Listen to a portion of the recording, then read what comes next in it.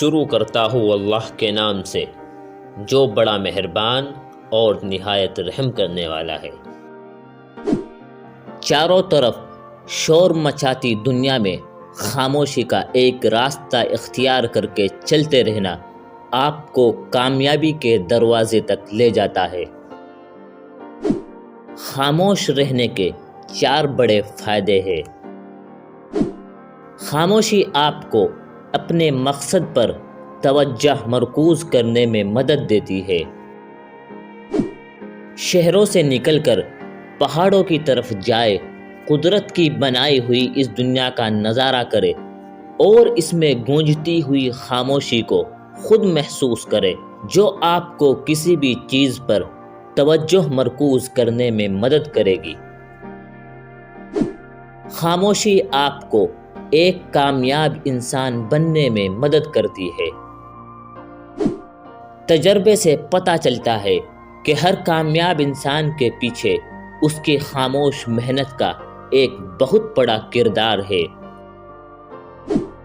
نفسا نفسی کی اس دنیا میں اکیلے تنہا خاموش رہ کر خود کے لیے اور اپنے مقاصد کے لیے کام کر کے کامیاب ہو سکتے ہیں۔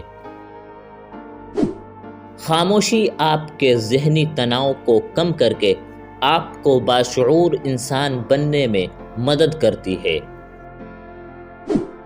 خاموش رہنے والا انسان دوسروں سے زیادہ ذہین ہوتا ہے کیونکہ وہ خود خاموش رہ کر دوسروں کی باتیں سنتا اور سمجھتا ہے۔ وہ بولنے سے زیادہ سنتا ہے، وہ بتانے سے زیادہ جانتا ہے، اس لیے وہ ذہین ہے۔ خاموشی آپ کو اپنے رب سے جوڑتی ہے۔ کروڑوں لوگوں کے درمیان اکیلا رہ کر انسان جان جاتا ہے کہ اس دنیا میں وہ ایک ہی ہے جو اسے کبھی اکیلا نہیں چھوڑتا، اور وہ اس کا رب ہے۔ بولنے کا حق چھینا جا سکتا ہے مگر خاموش رہنے کا نہیں۔ جب درد حد سے بڑھ جاتا ہے تو انسان روتا نہیں بلکہ خاموش ہو جاتا ہے۔ ہنسانے والے اچانک خاموش ہو جائے تو ان کی خاموشی سے سکون نہیں، خوف آتا ہے۔ کسی کو اذیت دینے کے بعد اس کے صبر اور خاموشی سے ڈرو۔